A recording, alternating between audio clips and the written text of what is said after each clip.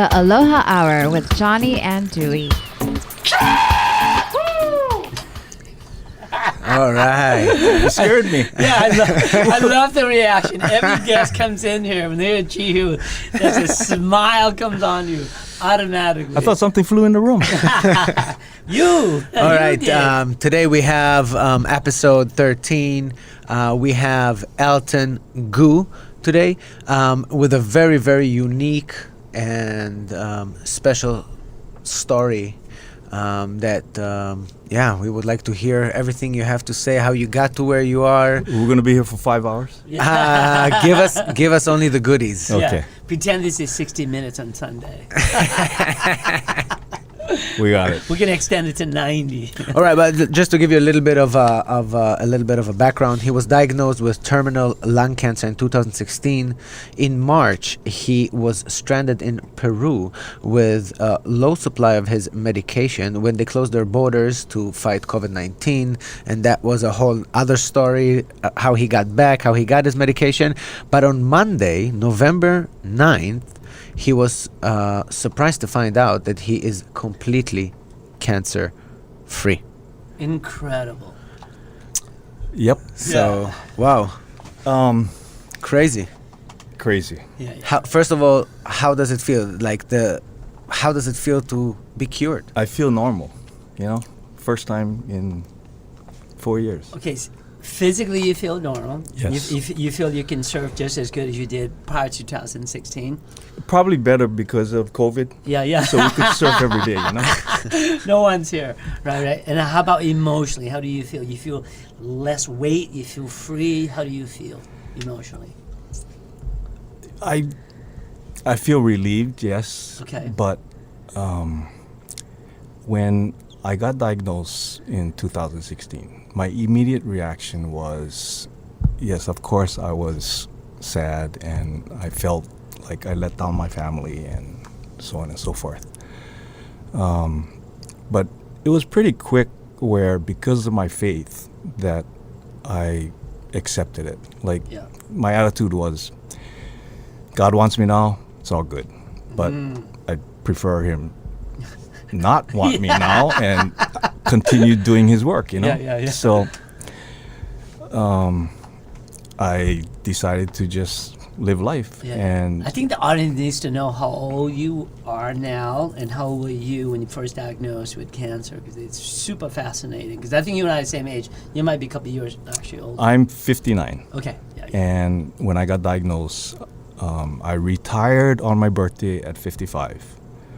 And one of my former bosses, he asked me to manage a wine shop, his friend's wine shop. So I was doing that for 6 months, and I wasn't doing so good. Yeah. Like, my wife would ask me, I'm surprised you're not surfing. I said, I don't feel so good. And it was... What was the symptom? I was coughing and I was tired. All the time? All the time. And then I was losing weight. I mean, it was to the point where I pretty much always weigh 150, 155, and I went down to 140, which the last time was in middle school. So it was very noticeable. Yeah. And so I went to the doctor, and they thought I had pneumonia. I went through this for maybe 4 sessions of antibiotics, and the doctors couldn't figure it out. So they finally had a CAT scan, and they found the cancer. So the And you're not a smoker either, right? No, and it doesn't run in my family. Okay. So I was totally taken by surprise, right? Well, the tumor was a baseball size in my lower left lobe. Oh my God. So when you were diagnosed, it was already late. Oh, it was... What stage did they call it? It was stage 4. I had it in my bones, Wow. in my left shoulder. I had it in my left hip, in my bones. I had it in my up and down my spine. And that was spreading from the lungs. Yeah. It was in my liver. It wasn't in my brain yet. What people don't understand is it's usually lung cancer patients will die from the brain because it'll travel to the brain. So I had brain surgery in August of 2018. And I mean, in and out, but last year I had another spot which they thought I would have to do another brain surgery. But it ended up being just a scar, so they just monitor it. And then I couldn't turn my head last year. So the doctor asked me to do a bone scan and then radiation before I left for Tahiti. So I did, and I was sitting at the airport in Honolulu, ready to take off, and I get a call from the hospital. I was like, oh crap, it's never good news. So she said she wanted me to do radiation. I said, no way. Because my wife had cancer, got diagnosed with cancer a year after me. Oh my God. And I saw what she went through, and other friends, and also people that I met with cancer in my travels. So I was like, no way, I'm not doing no radiation. She said, no, you don't understand. If it runs, you're going to be paralyzed for life. So I said, oh, okay. So I got back, called her. She said, okay, set up the radiation. I said, what happened to the consultation, you know? So I had the consultation done, and the radiologist said, let me put it to you this way. Your friends and your wife, we're trying to cure them. We cannot cure you. And every single doctor that I had, and I understand that, you know, I mean, with Western medicine, it is what it is. Yeah. How long did they give you to live? What were their prognosis? What did they say? When I asked the doctor, he said he didn't give me a time like some other people that I have heard. Yeah. What he said to me was, let me put it to you this way. I'm not God, but if I have 100 people like you, next year I'll have 50, and then 50, and half after that. Wow. So when I got back from Peru, well, when I was in Peru, this one distributor that I had, he's in California now. He saw my blog, and he contacted me and asked me if I would teach him how to trade stocks. So I said, yeah, when I get back to Hawaii. So I called him, and I was teaching him, and he said, you know, you and my other friend should really get together because you have a lot in common. Well, what we had in common was we both had stage 4 lung cancer, and we both had one brain surgery. So brother calls me up from the Big Island, and he was 2 weeks away from his second brain surgery. Then while I was taking the Rick Simpson oil, I called him and I said, hey Ted, you know anything about this Rick Simpson? He goes, no, never heard of it. I heard about it when I first got diagnosed. Every dispensary that I would go into on the mainland and what have you, they would recommend the Rick Simpson when they found out that I had stage 4 lung cancer. But before that, you were taking CBD? Is that why you were visiting the dispensary? Or? That's why, so when I got the cancer, Yeah. friends and family, they knew about it, and I had so many people ask me, you ever thought about taking medical marijuana? Yeah. And I never did it, so I never really thought about you doing never it. smoked, you never No. get stoned, it was not your thing at all. No. Okay, were you I couldn't, taking I worked in CBD? a hotel, you know. Yeah, that's true. Were you taking CBD then? Not, I didn't know what CBD was. Wow. I never heard of it. Incredible. Okay. So I pushed it on the side. This one waiter that used to work for me, he tells me that, you know, he absolutely needs to talk to me. So he gives me this literature and videos. I pushed it on the side for a month. After a while, I started thumbing through it. And I said, what is this CBD thing? Never heard of this. Then I see CBD known to cure cancer? I got nothing to lose. Because the medication, I never went on chemo. I was fortunate enough where the medication, I was a match. And what it does is, so I didn't lose my hair because of chemo. It's just because of old age. So the chemo the medication, it only attacks the bad tumor. So what they do now is they take the biopsy and they find out the exact makeup of the tumor, and they see then that if the medicine would work on it or not. Yeah. What they didn't tell me was it only lasts for about a year. So I found this out after I started taking it from this other lady who had lung cancer at church. She's already passed. So I went back, asked the doctor. He said, well, I'll tell you the truth, more like 9 months. So the first pill I had lasted me 8 months. The second one lasted me a little over a year. When And you then say lasted, what does it really mean? it Like doesn't work. So you start to feel bad again. Yeah. And so, like, for example, the second one, that's when it went to my brain. And most cancer patients won't die from your lungs. You'll die from Yeah. your brain. It goes to your brain. So this is Western medicine prescribed to you, and when you take it, it only lasts like maybe no more than a year, right? Well- The effectiveness of it, is that what you're saying? About a year. Yeah, roughly. Okay. Because I'm on the third one, Right. right? So what happened was, the doctor said, "Oh, if I was you, I'd pay out your own pocket and go to Boston and see a specialist." So my son took me to Boston, saw the specialist, and she said, "The new medicine will be FDA approved in like a couple weeks." I was like, "Hallelujah!" You know? Yeah. That didn't happen. So it got delayed. So they enrolled me into a clinical trial in Seattle. So I would have to go to the doctor in Seattle every month. So after a while, I was like, I'm not flying over the water every time, you know.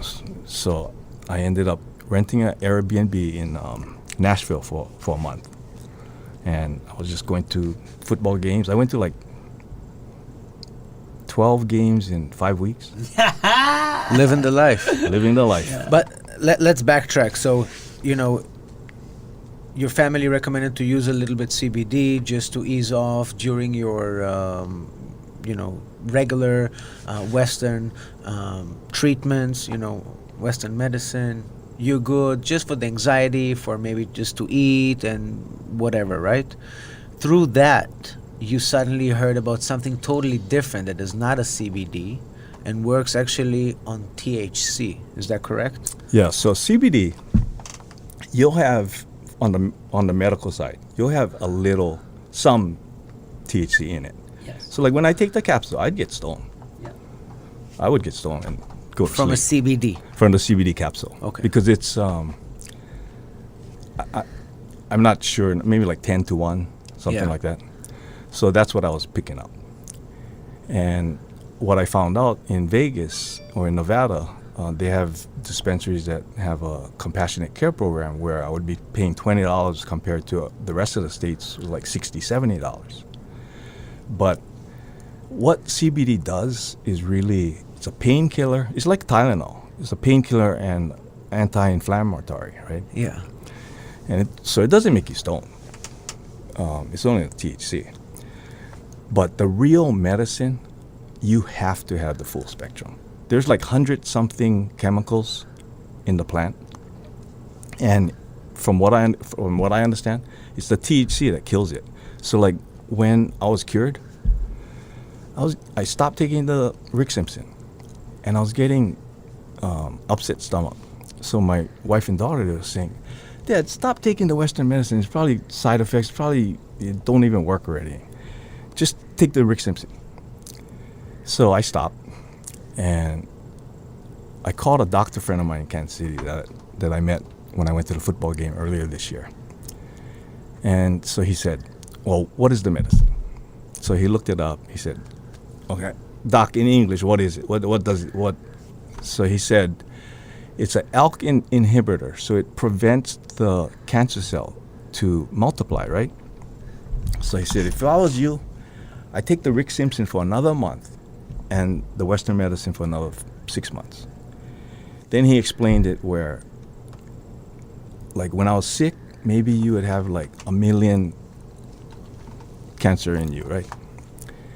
And now maybe there's 100, but it's still in you. But on the PET scan and the CAT scan, they can't detect it. So it might still be in you. So to be sure, keep taking it and kill it. So what he's saying is it could be where the Western medicine and the Rick Simpson oil, the marijuana, is working hand in hand, where one of them prevents it from multiplying and the other one kills it. Makes sense. Makes sense. But, yes. No, go ahead. No, I just want to know, like, when you say Rick Simpson, for you it sounds so trivial because you researched it, you know it, but for the audience and for people that don't really understand, explain to us, what is the Rick Simpson oil? Who is Rick Simpson? How long does it exist? How many people got cured? Give us some data. Great question. That's what I was going to ask. 'Cause I Rick, don't know anything about Rick okay, Simpson. so Rick Simpson is a gentleman from Canada, and I believe in the early 80s, he fell on his head at work, so he had a ringing in his ear. And the doctors couldn't make it go away, so he couldn't get any sleep. So he thought, well, when I smoke marijuana, I go to sleep. So he cooked up a batch, came up with this oil, and it worked. Then he had 3 skin cancer But when you say spots. cooked up the oil, so basically they take all the weed, they put it in water, they cook it. So the way you make it, you start off with 1 pound of Flour. flour. 1 pound of flour. And we're talking about, How much is 1 pound? Just so curious. and it has to be the good stuff. Yeah. Right? Holy crap. I mean, if it's going to be for skin cancer, Yeah. maybe you don't have to have the high grade. Yeah, yeah. But if you're going to try and cure somebody with stage 4 cancer, Yeah. you better have the high grade. Right. I mean, like, after I did the interview a couple weeks ago, I don't even how many people that contacted me, and still, I mean, like, I had like 3 people contact me today this morning, so I couldn't go surf, but like every single person, 3 to 6 months to live. Nothing prepares you for that. Yeah. I was exhausted after 4 days of people calling me and telling me that, they're gonna die, and I know I can save them. So go back to Rick Simpson, please. So with the Rick Simpson, they start off with 1 pound of high-grade marijuana. Yep. They wash it, they grind it up, they wash it in some type of solvent. They use one of 3. The one I remember is alcohol. Then they distill it. And there's videos where you can do it easily. Like, most people don't know how to use a still, so you use a rice cooker. And the reason why you use a rice cooker is because you have 2 different temperatures. So it doesn't allow it to get too hot, and it allows it to get hot enough where it extracts the medicine. Then after it's distilled, what you have left is roughly 60 grams of this black, goopy, greasy mess From 1 pound. from 1 pound. Okay. That's the medicine. Got it. And so, I saw a video of this guy, Mike Wise, who is like the equivalent of Rick Simpson in the United States. And he said that virtually everybody that was terminal got cured, but some people had to go through 240 grams. And let me tell you, so when a full cancer treatment, 60 grams, Yeah. they say that most people will take 3 months to finish it, because when you start off, it's so strong. You essentially start off with 1 dot. So you ingest it, you smoke it. How do you? You ingest it, You or ingest it. suppository. Okay, When got when you smoke marijuana, Yeah. you lose 90% of the medicinal value. Okay. So, But if when you consume it is about 20%, right? I don't know. And then when you do it that I don't know. rectally, Yeah. it's like 70%. Yeah, from what I understand is if you do it with the Yeah. suppository way, Yeah. it's the most effective. Got Plus you don't get so stoned. Yeah, you don't get stoned. Yeah. Mm, So interesting. it's a lot easier to take, because Right. being stoned, like every single person that I know, including myself, Yeah. it's difficult. Yeah, explain. I like to. Can you describe some of those feelings in a state of stoniness when you do this intensity? It sounds like a dab, yeah. That it sounds like. Is it? Like if I take too much, Yeah. the next morning, like this lady this morning, she had stage 4 lung cancer, and she got some.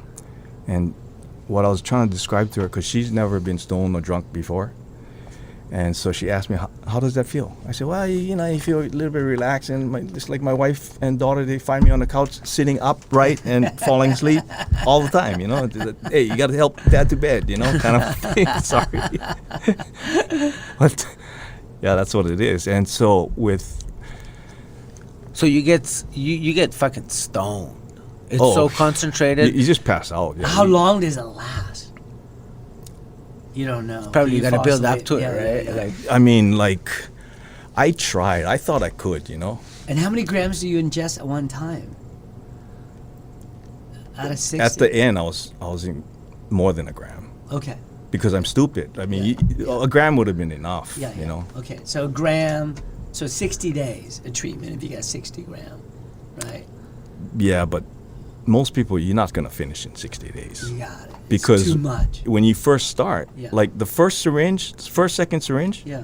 the lady asked me this morning, how long is this going to last me? I said, one syringe, a couple weeks, 2-3 weeks maybe. But when you get to the end, the last 2 syringes, then you'll be ingesting a gram a day. Got it. Yeah. Okay. But it takes a while. Right. so the treatment is 60 grams, and this is something that not just you saw when you researched, I assume before you started to take the Rick Simpson oil, you made your own research. What happened was, when I got my medical card, the doctor said cancer patients build up to a gram a day. And then I found out about the CBD thing, right? I was getting my medical card for the CBD. So I was going to Vegas regularly. I mean, when I found out so what I was doing, I was a professional gambler for 2 years. I would go to Vegas, no money, take my marker. I win enough money to go to the dispensary, call my buddy, picks me up, and I was doing that regularly. Nice. For 2 years. Nice. So in fact, Blackjacks or what? only blackjack. Okay, so in good fact, man. when I was on this football tour, Yeah. I did the 12 games, right? Yeah. Then I was like, okay, what am I gonna do now? I look at my phone. Really? The airline ticket was super cheap from Nashville to Vegas. Right. It's like, God's telling me to go to the national championship game, baby. So I jump on the plane, I go to Vegas. My daughter, I'm at lunch after winning the money and after going to the dispensary. My daughter, she calls me, she goes, Dad, I'm gonna be in San Francisco tonight. I said, really? Me too. Wait there, I'll meet you there. So, and this is from the time that, the last time I saw her was at Thanksgiving dinner that I had with her in Vegas. Hey, you're talking about last year, 2 years ago, 2 years ago. 2018. So then I ended up going to When you all came these to your football family games. and you said, okay, now I'm going to do this gooey thing and I'm going to consume this gooey thing and it made out of marijuana, what was the response of your wife, your daughter, your son? I don't think they had an opinion on it. I mean, they were all for it. But the story of how I got it, I was aware of Rick Simpson 4 years ago. Yeah. But I never tried it because, one, it's really expensive. Well, Two, how much is it? I was gonna ask for a treatment. a treatment is $2,500 to $3,000. And how many grams is that? 60 grams. 60 grams. So Yeah. 3,000, but it'll last you. But it saves your life. Yeah. So what choice do you have? Yeah, exactly. It's Okay. only for 2 or 3 months. Right. So you just take, but that's it too. 4 years ago, no one ever told me this. So I only knew that, okay, I'm going to be trying this thing that might cure me. I had nobody to ask. The people that work in the dispensaries, they don't know. Even now when I call to try and find out information, they don't know anything for the most part. So when I was going around the country and going into these dispensaries, they would always try and sell me the Rick Simpson oil when they found out that I had stage 4 lung cancer. And I never tried it because I didn't think I would be able to build the tolerance. So 4 years later, after miraculously being saved out of Peru, and then surfing in Waikiki every day, and I started to teach people how to trade stocks. and more people were coming up to me, and like I had this one gal paddle up to me and say, "Hey, can I join your team?" I'm like, "Huh? What are you talking about?" You know that thing where everybody calls you in the morning? I said, "Oh, you mean trading stocks?" yeah, just call me. So anyway, so her husband calls me. But what happened was someone found out about me, and so he called me. And we know each other, but not super good friends or anything like that. I mean, not to the point where here's $3,000 worth of medicine, you know, kind of a thing. So he calls me up one morning. He says, "Hey, can I ask you what kind of cancer you have?" I said, "Yeah, I got stage 4 lung cancer." Then he tells me a story. He said he was on tour, and his roommate, his friend, was given 6 months to live. So they cooked up a batch of Rick Simpson oil. And the guy's no cancer to this day, and he does speaking engagements at cancer conferences. Wow. Then he tells me, I can get it locally. I said, huh? Really? In Hawaii. So Yes. wait, so a local surfer, someone that surfs with you in Waikiki. I didn't say that. Yeah. You, He did. Johnny has this thing called, telepathy. He can read your mind, but I mean, I know. What he you surfs mean. only Waikiki. He says only a queen. One day someone comes. I watch television also. All right, but just out of nowhere, someone showed you love, compassion, said, "Yo, what's the cancer you get? Check out the story. You can get the shit over here. Here is a batch. Go cure yourself." Pretty much. Oh my God. And to add on to that, he says,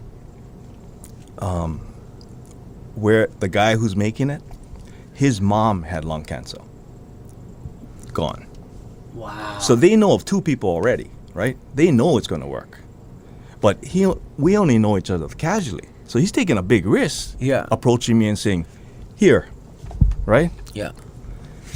Well, that's what he did. And it saved your life. He saved my You're life. doing the same thing now. So he came over to my house, and I wasn't doing so good. So I took some CBD. So that day, I was already stoned.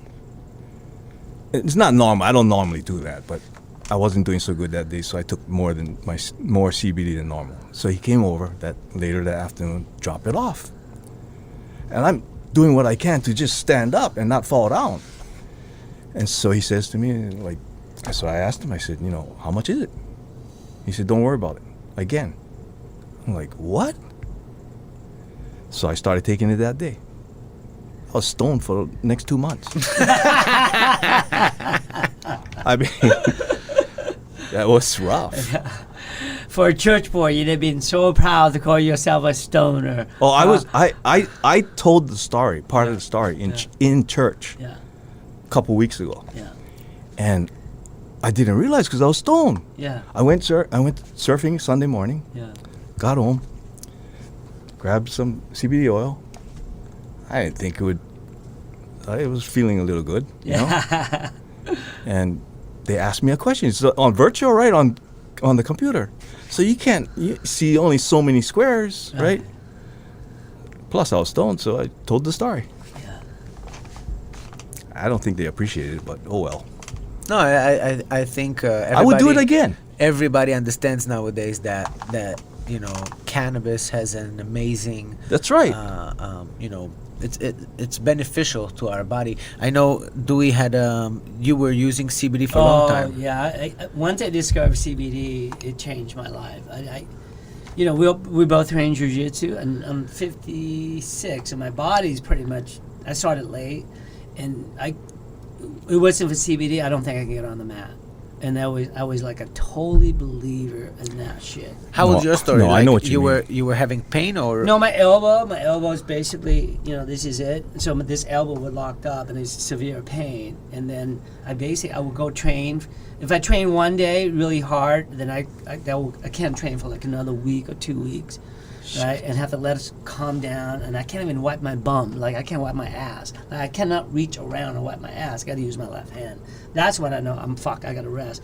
And I can't surf either. So it was horrible. Yeah. And then CBD came, and I took it, and like, holy crap, within a week, it took a week. And it was Charlotte Web. Because we have a store, me and my partner own a store called Kikoa, and we carry CBD from Charlotte Web. And our rep. So that was the first time you started to use it? Yeah, it was our rep. He's a Firewire surfboard rep. He also rep Charlotte Web. You know, Yeah, I heard Will, of Charlotte I love Web you, Will. before. And Yeah. Will go, hey, take this shit. And I go, okay. And I took it, and I go, what the fuck? It changed my deal. You started to take it on a daily basis for 7 every days? Every night, I take 4 gummy bears before I go to bed, and I sleep like a baby, and I smoke a little.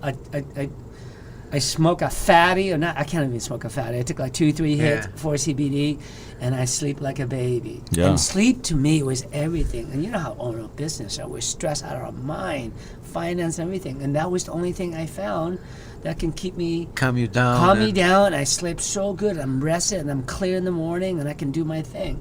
I can't really get stoned during the day because I'm useless, because I'm just giggle and eat all day. But otherwise than that, you know. Yeah. So CBD doesn't make you stoned, technically. Actually, the Technically. best CBD has a little bit of THC. I agree with Yeah. what you would say, Elton. The good one has like 1 or 2%, and it's awesome because you don't, and it calms you down too. You're See, like, mine was you're like, 9%, so I couldn't surf with it. Yeah. The CBD. Yeah. I like some. The one I used to some. get from Vegas. I like some. Those were good. That's insane. So Yeah. you already got stoned. It was hard for you to go back surf. With those, yeah. Yeah. When I first was picking up the capsules, the CBD capsules was 35 milligrams, and I would take it breakfast, lunch, and dinner. So I could surf with it, yeah. Right. But But not Rick Simpson. the first time when you took the Rick Simpson and you started to get super stoned, how, like as a grown man, you're 50 something, you're in your living room, you just took a little bit, you don't know what to expect, and suddenly it goes, and you're like, what the fuck? You cannot move, you're on No, the you couch. cannot move. Cannot Wow. move. No. Strong. The next day, Still get him. I still cannot surf. I tried, and so that's the reason why I finished the thing in 2 months, because from reading the 2 books, I remembered what stuck in my head was the more you consume and the faster you consume it, the better your chance of survival.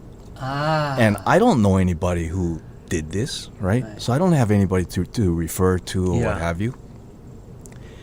Well, like now, I had a gentleman from Maui, that he was already on it, but he just needed some reassurance, some encouragement.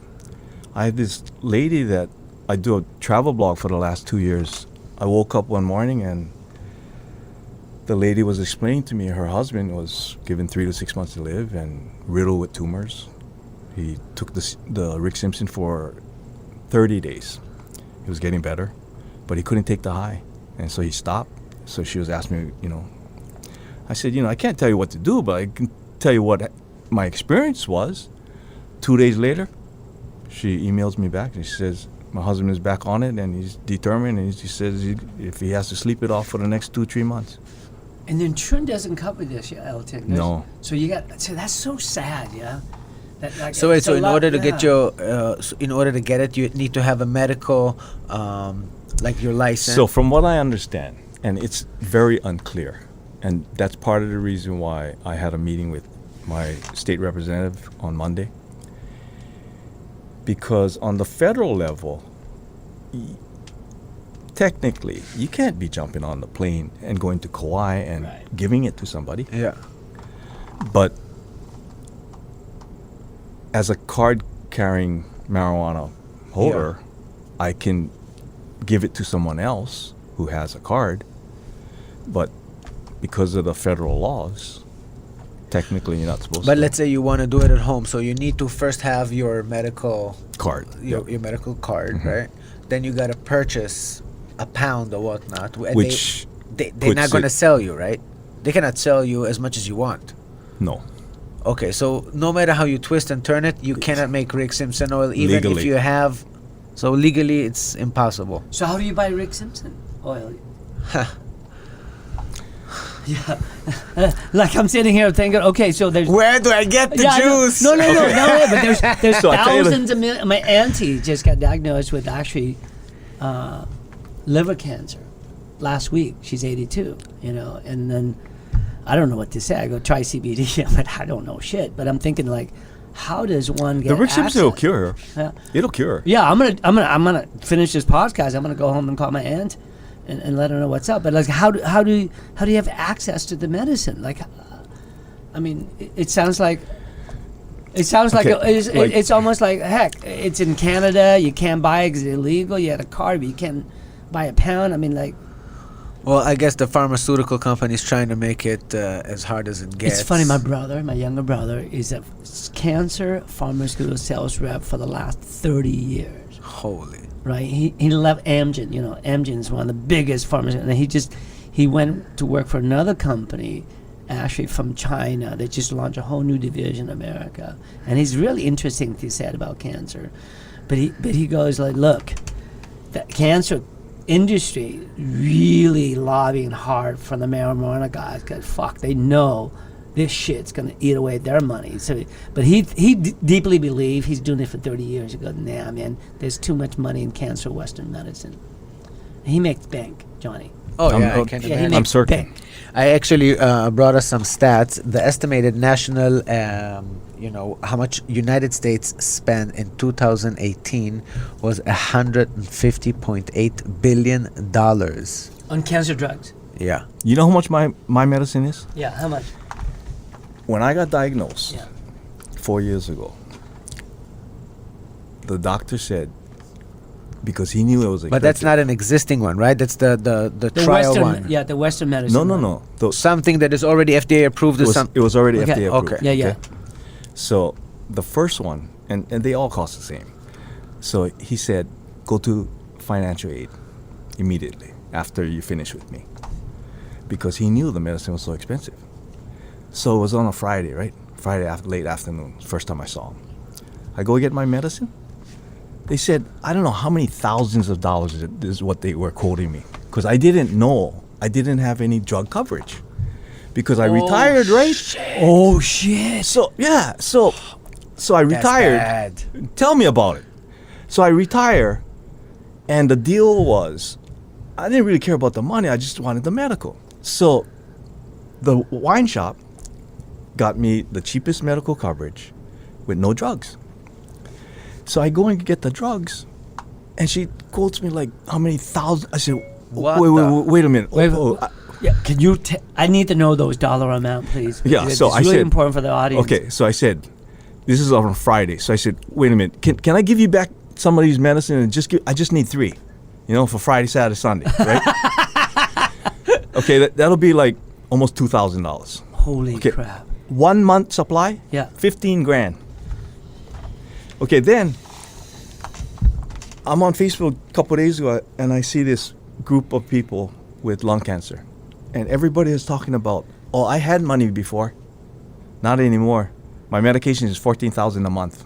When I was in Peru, the reporter, TJ went so out of his way to help me. This gal, his friend from Switzerland, is calling me from Switzerland to try and get my wife out of Peru, and possibly with the Swiss government. Let's explain to the audience.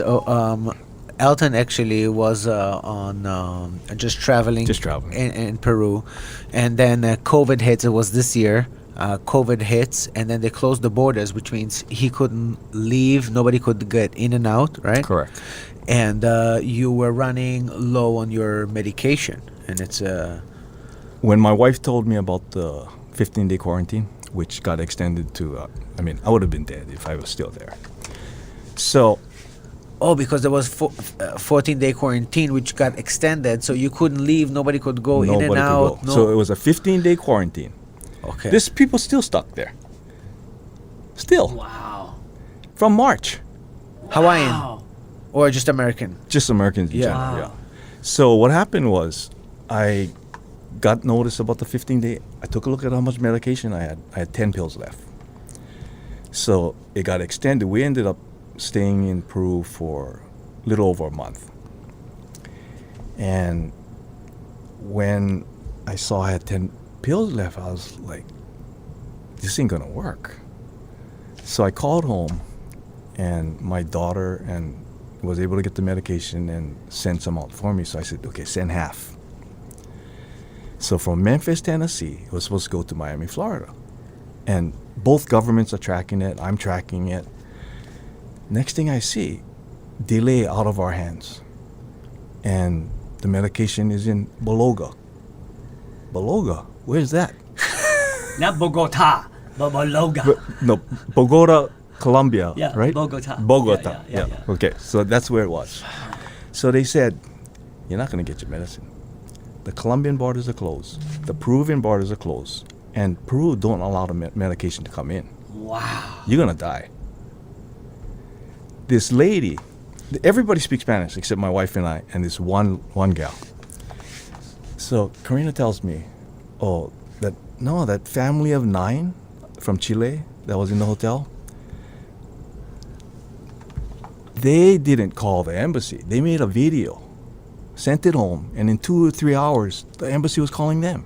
So as a joke, I made a video. That's how I ended up coming home. Wow. Wow. So let me.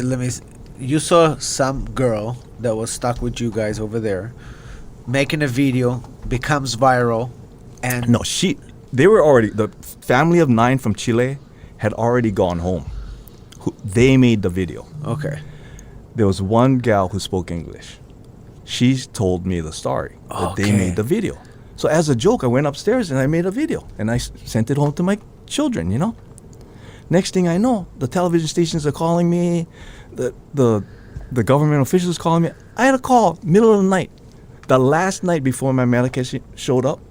And I was out of medication for how many days, right? So I was not doing well. So I took more CBD than normal. So in the middle of the night, I'm stoned, right? So I was like, when I woke up, I was, I think someone called me. I take a look at my phone. Sure enough, it was the governor's office. No way. I promise. I can show you.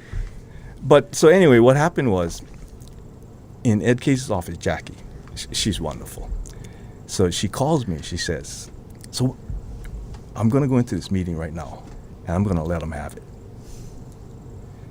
Sure enough, the next day, I was the only American that had direct contact with the embassy. The next day, the embassy calls me up.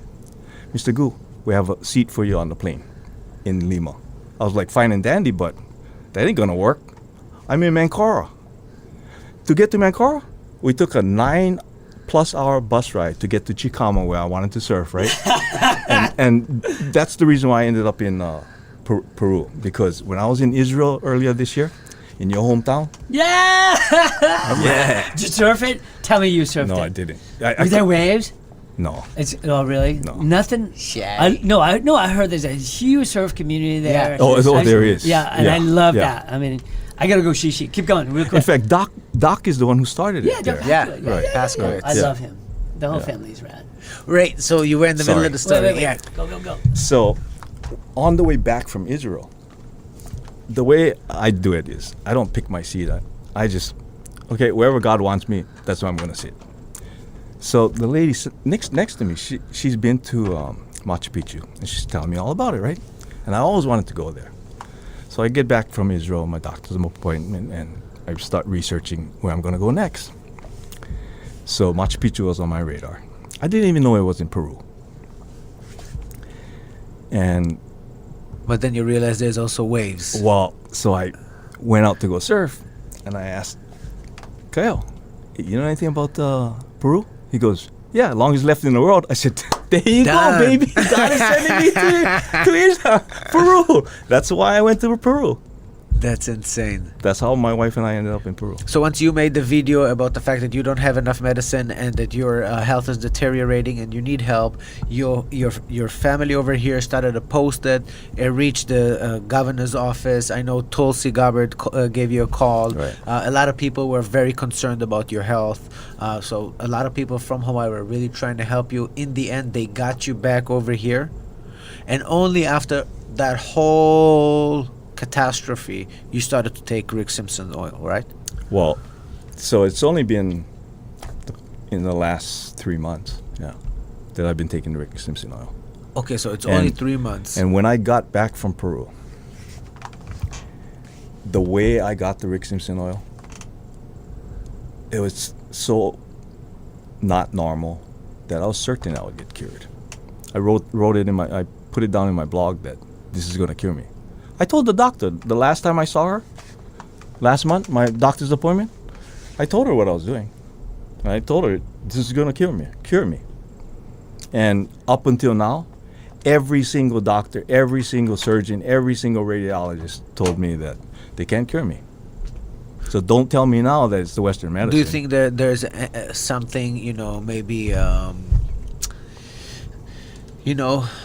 it's more psychology, maybe, you thinking having the juice, maybe you cured yourself? Not that it doesn't matter how, but I don't think that my mind cured my cancer, but I do believe that a positive attitude and how you live life matters. Like, since having cancer, I try and talk about it as much as I can, or share about it as much as I can. And the reason why is, I don't think I've ever spoken to someone with cancer that I didn't learn something from. So if I could get help from somebody, God knows I can help somebody else. It don't cost me nothing to just talk story. And like, I had a classmate who lives in Seattle. His mom and his children didn't know he had cancer for the longest time. The only reason why I knew, I was in a naturopathy hospital in Seattle, and he saw the post. So when I left the hospital, I was in the parking garage, and he gave me a call. And he told me about this cancer, and I found out that I was the only one who knew. And so eventually I kept saying, he calls me up we were going back and forth up with this for the past couple of years or so. And he called me when I was in New Orleans. I was in Harrah's. And he says, I don't get it. I'm here eating like a rabbit. And I know the diet he was on. I read that book too. It's brutal. And he was saying, I see you traveling all around the world. You eat steak and all this and what have you. And like, what the heck, So I told him, I said, you believe in God? He goes, yeah. I said, well, this is the way I look at it. The more people I tell, the more people are going to be praying for me. I can't even tell you how many churches and groups of people that pray me all over the country or the world, Maybe you got cured because of the prayers. That didn't hurt. Yeah. Yeah. What was your lens towards life before cancer, and what is your lens towards life now? And how do you live your life different? Do you live your life any more different now than before?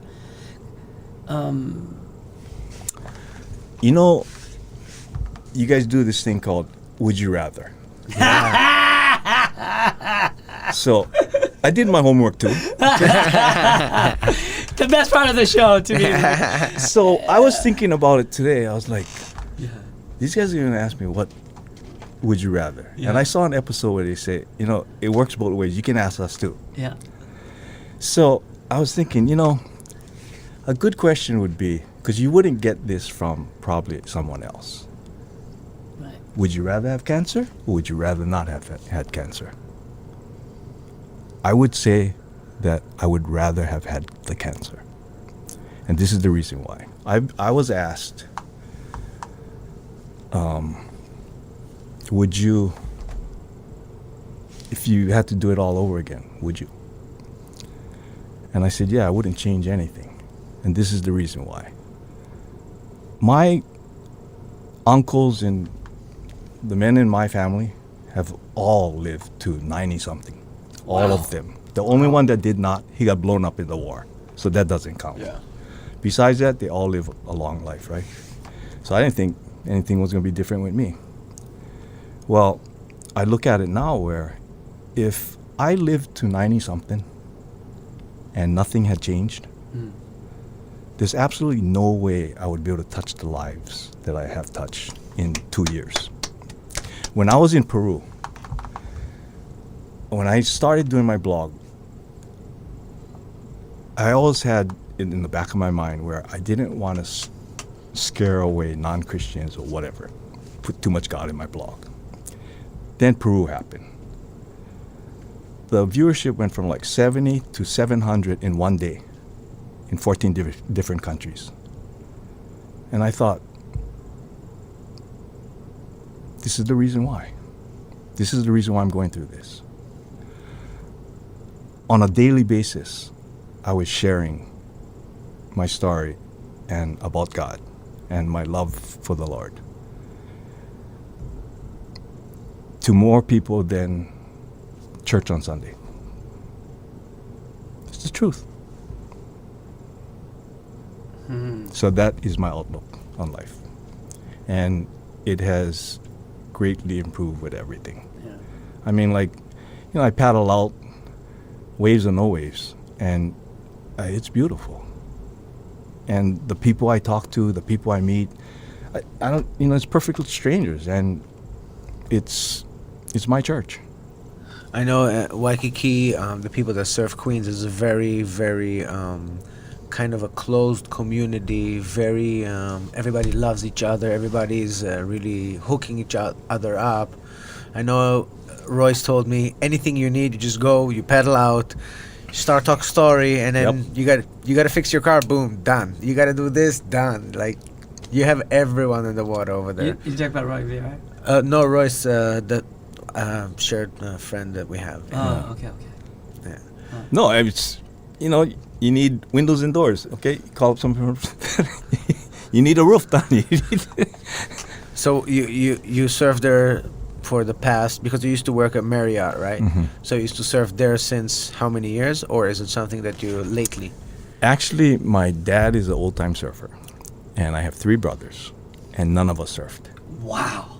I didn't start surfing until I was in my 40s. What? And the only reason why was my son was 14, and he and I have nothing in common. So I said, "You want to learn how to surf?" He said, "Yeah." So that's how we started. Well, that's how I started. He still surfs? No. Oh. And I was hooked so badly. And my dad's friends, they're all down there, right? So it was rough. I mean, like, I was determined because, like, I suck, and it's like, hey, that's your boy? Like, he sucks. So I was like, I better learn fast, you know? Well, tell us a little bit. We got very, very curious, and I know a lot of people were asking prior to our podcast. Everybody was asking me to talk to you about your trading technique. I know during your... Thank God you asked that. I'm dying to hear it. Okay, so when my brother taught me how to trade stocks. One day he gives you a call. Hey, Elton, check this out. He actually, the first thing that I ever did with the stocks, he asked me if I wanted to join him in Seattle for a seminar. And I just went just to hang out with him, That was it. I didn't learn anything. I remember sitting in a options class. Oh. And it was totally foreign. Even the language is foreign. So you were doing options? Well, I was trying to learn learn it, options. And so I really got nothing out of it. Yeah. I got free lunch. Yeah. And so after that, he had mentioned to me about a one particular technique, which is called covered calls. So that's all I did. When he told me about it, the light bulb went on, and I was like, I know I can make money doing that. And this is the reason why. I've been going to Vegas enough, And so I looked at it where that's it. I'm the house or the casino, and everybody else is the player. So when people come to me and I teach them, everybody thinks it like I buy low and sell high, right? But the key is I'm buying something. Everybody. You go to school for umpteen years, Nobody teaches you finances. That's right. Anybody ever teach you stocks? No. Yeah. So you only get a misconception. So most everybody buys, right? When you come to me, I don't ever teach you how to buy. I teach you how to sell a covered call, and I teach you how to sell a put. So in a perfect world, you don't ever own a stock. Ever. In a perfect world. But the You- world is not perfect. Yeah. So when you end up getting the stock, then you do a covered call until you lose it. And then you got cash again. Yeah. I mean, what you're talking about is a little complex. I'll know unless you understand couple of calls and all that. Yes, the it's- audience is gonna get lost. But I mean, it's Yeah, the audience will get lost. yeah. It's. I mean, it's just this thing is complex. I mean, holy crap. So it's not as easy. So when it comes down yeah. to options, right? Yeah. Oh my god. Most people are buying options. Yeah. And options is how you lose everything. Yeah. 200 grand. Yeah. Hey! 200 G's cash. Dude, don't feel bad. I know some people who other people Yeah, like you. Yeah. So options is the curse. Well, that's what I trade. Yeah. But I don't buy it, I sell it. Okay, well, one day Yeah, I will yeah. need to- It's deep. It's deep. One I day mean, I I will made need to tons of understand. money, and I thought I was invincible. And again, I realized I'm too emotional. B, I'm not. Yeah. So I got out. I made some money, but I lost a lot of money too. So I go, this is Yeah, it for you me. have Yeah. that is true. Yeah. It's best that you keep the emotion out, Yeah. which is difficult. Yeah. Especially when it rises to whoo, you go, oh, that's it. Yeah, you got to know when to. So the two things you fight: patience and greed. Yeah. All the time, Yeah, all the time. and you do this every day. Patience and greed. Yeah. Yeah. And that comes from a professional gambler that used to go for 2 years to Vegas. That's To pay for my CBD. Yeah. so. This is something, a technique that your brother taught you, and you started to do it now, or you doing it for a long time? How many years? 10 years. That's why I retired. Yeah. Because what happened was I was back home with knee surgery. So I was on the couch for 4 months. It wasn't ACL, wasn't one of those. Yeah. So I couldn't move. And I was making money, right? I mean, I was already trading stocks, but I was a food and beverage manager. So sometimes I would have to be in at 5:30 in the morning, 6:30 in the morning.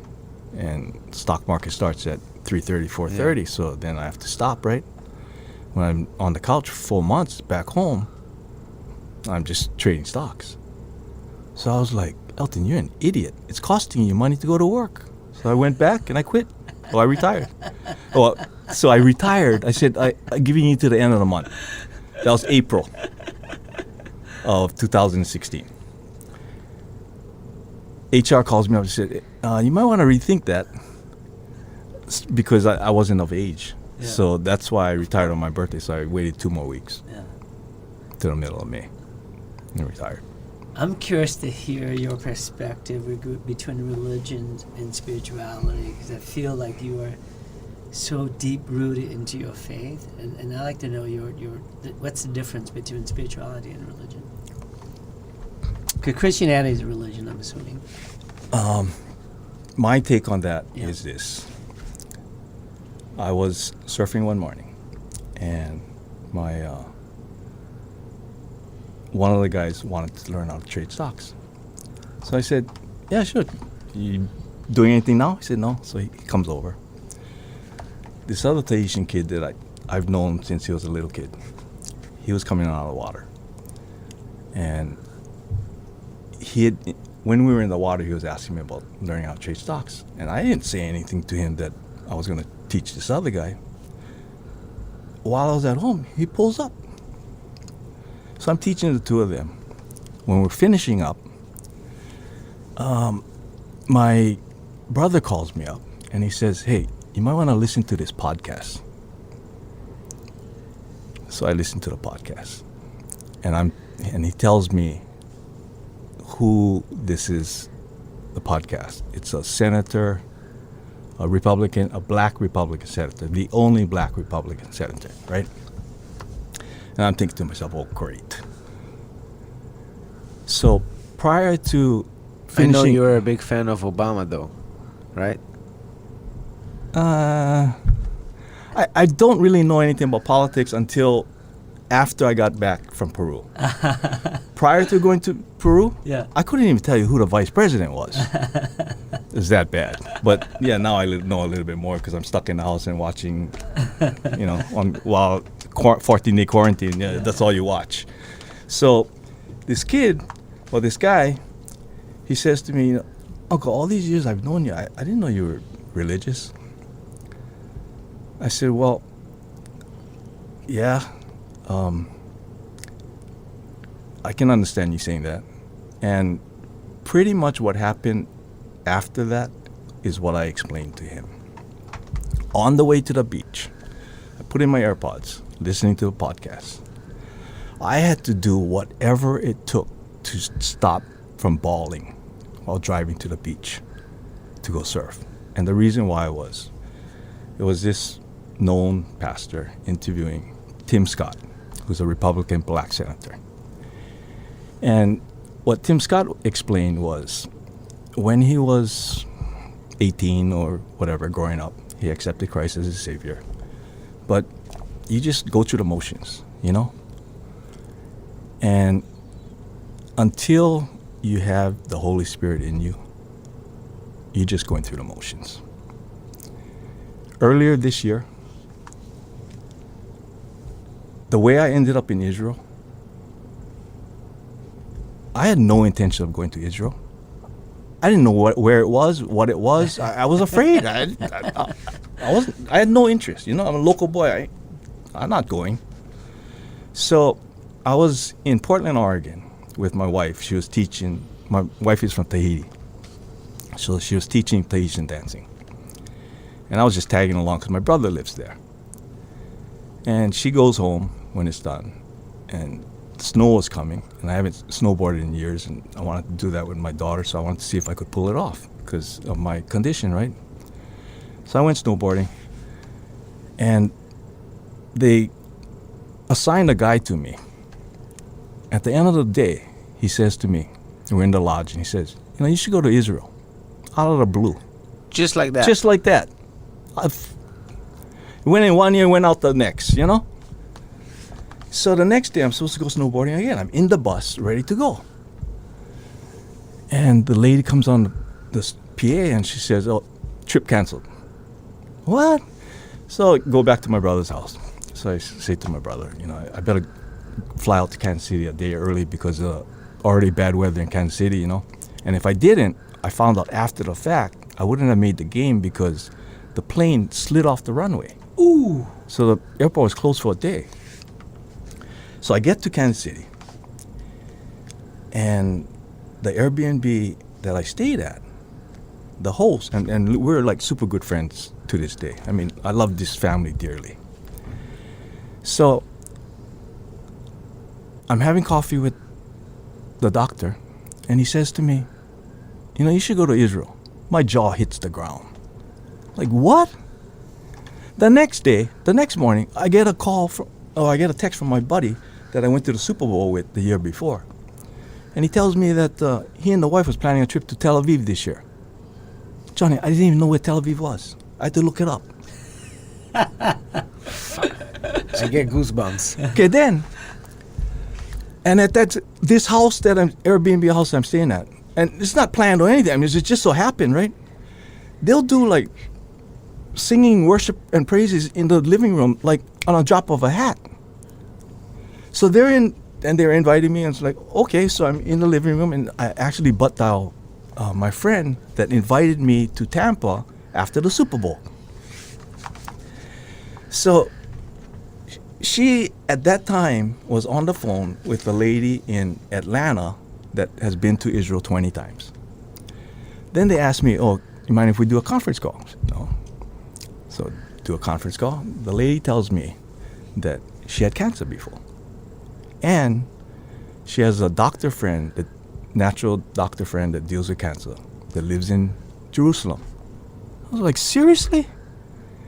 So my daughter asked me, so Dad, you gonna go? I said, let me put it to you this way. If I didn't, I wouldn't be obedient to God. So why I'm going and what I'm supposed to be doing there, I have no clue, but I'm going. That's definitely spiritual. So what happened was, I can only get 30 days of medication at a time because of the insurance and because it's so expensive. It's $15,000 a month, you know? And so I have to get back to Honolulu. So after Kansas City, it was my doctor's appointment, so I gotta get back, right? And I look in my bag, I got a full bottle. I turn to the doctor, it's like, you ain't gonna believe this. I got a full bottle of medicine. He goes, well, you got an MRI to do? Nope. CAT scan? Nope. He go to Nashville. God's telling you to go to Nashville. Because the year before I was in Nashville, right? The family there, it was like, it was unbelievable. I show up at the doorstep. Family from China in Nashville? Christian family from China in Nashville? Huh? That's the house I ended up at. To this day, like, I'll go back to Nashville. I stay there. They don't charge me nothing. When I'm in Kansas City, while I was in Kansas City, I was there for like a couple of days. The hostess, she tells me, no, Elton, you're not paying. And you stay as long as you like. I was like, huh? So I called the lady in Nashville because it reminded me of them, right? She go, oh, you coming to Nashville? I said, oh, no, I was just thinking of you guys, you know, I staying in Kansas City and it reminded me of, family reminded me of you guys. She go, no, you got to come for Chinese New Year. I'm pure Chinese. I didn't know what Chinese New Year was. So she said, oh, next week. I said, okay. So that's why the doctor said, go to Nashville. So I go to Nashville. Chinese New Year finished. What am I going to do now? Far away from home. Still got full bottle of medicine. Now been to Miami. Super Bowl. So I went to Miami. After the Super Bowl, what am I going to do now? It's far away, you know. I might as well check how to get to Israel. Took a look. Hop, skip, and a jump. Miami. Short layover in Jersey. 2 days later, I was in Tel Aviv. So you asked me if I surfed there? Yeah. So I wake up in Tel Aviv, right? I arrive in Tel Aviv at night. And I got ripped off by a taxi driver. On Shabbat. Shame on you. Shabbat, right? You guys always do it. You guys always do it. They got me, all right. They got me. So I'm in Tel Aviv. I wake up the next morning. And it's nasty out. And when I took a look for Israel, apartment 1 block away from the beach, and the guy surfs. Are you kidding me? And it's available. Just so happened the week that I'm looking at, God ain't telling me to go to Israel. He's screaming at me to go to Israel. So I went. So maybe you got cured because you were in Israel. Maybe. Maybe. Absolutely. I went to the wall, baby. Yeah. And over there at the wall, did you ask to be cured? No. Then it's not. Yeah. I went to the wall and I asked for my family to be taken care of. So maybe that worked out. Maybe that was the answer. How is it going to be taken care of? Keeping me alive. That's right. And keep the options going. That's right. Wow. Amazing story, Elton. That's insane, man. That's how I ended up in Israel. That's goosebumps. Yeah. Elton, we're going to get to our 5 what would you rather questions. I hope that you are ready. Your favorite part, Elton? This is the part I was fearing. Yeah. We didn't go too crazy. All right, Elton, are you ready? I'm ready. All right. What would you rather? Surf Diamond Head when it's windy or surf Waikiki when it's crowded?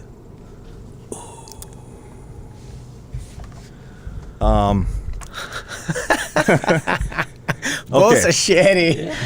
Okay. Surf Waikiki. This is the reason why. Because of my guardian angel in the water, Kaeo, who chases everybody away anyway. So I'll still get waves. Right on. What would you rather, travel in space or on the bottom of the ocean? Space. Space. Interesting. My brother, my oldest brother, he dives, right? And so he asked me, don't you want to? I said no. He goes, why? I said, I'm afraid of sharks. He goes, yeah, but you surf. I said, yeah, but I don't look. That's true. That's why.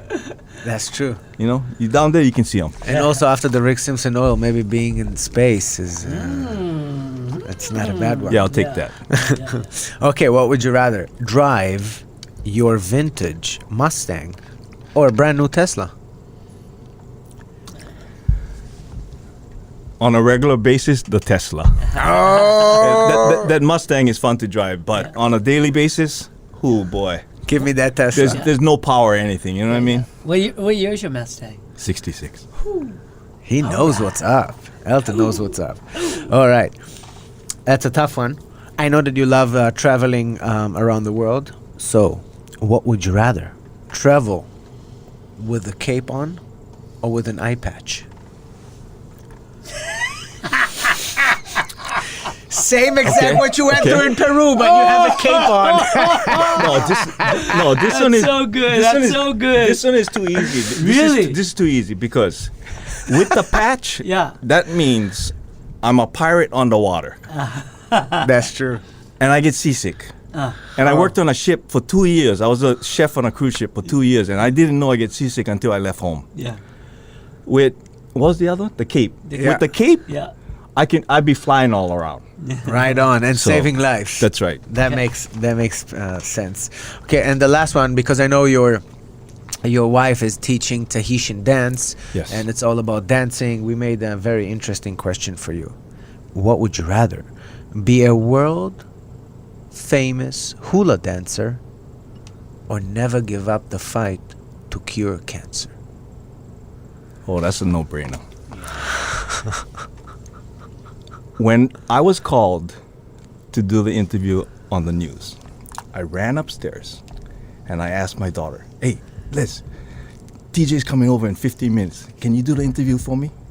She goes, no. I said, why? You know the story? She goes, no, Dad. So I put my tail between my legs and go downstairs, and then I run back upstairs, and I said, I got to talk to you. I said, no, seriously. Everybody in this house is an entertainer except me. You guys are comfortable in front of the camera or on the stage. Yeah. Not me. You know?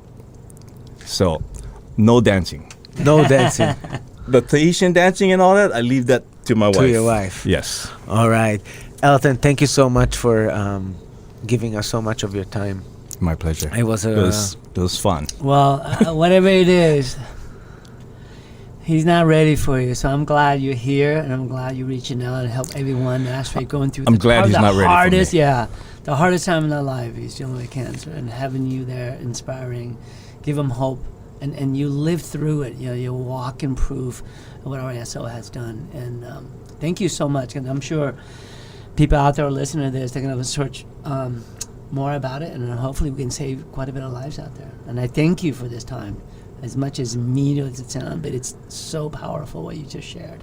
Thank you, thank you. Thank you, Elton. And on that positive note, we're going to award you our Aloha Hour. Yeah, he's This a hammer is out there at Queens, The right? Aloha Hour Yeah. Hama Award. Yeah. Thank you for everything you do. Oh, that's thank cool. Yeah. Thank you for doing what you're doing and saving people and telling your story. And this is amazing. Keep surfing, keep surfing. Keep surfing. And Yeah. let's keep getting the word out on medical marijuana. Done. 100%. Yeah. One day this country will change. Yeah. Right on. I believe in it. All right. Good night. We love you guys. Thank you very Thank much. you very much. Aloha. All right. All right, Elton. Thank you.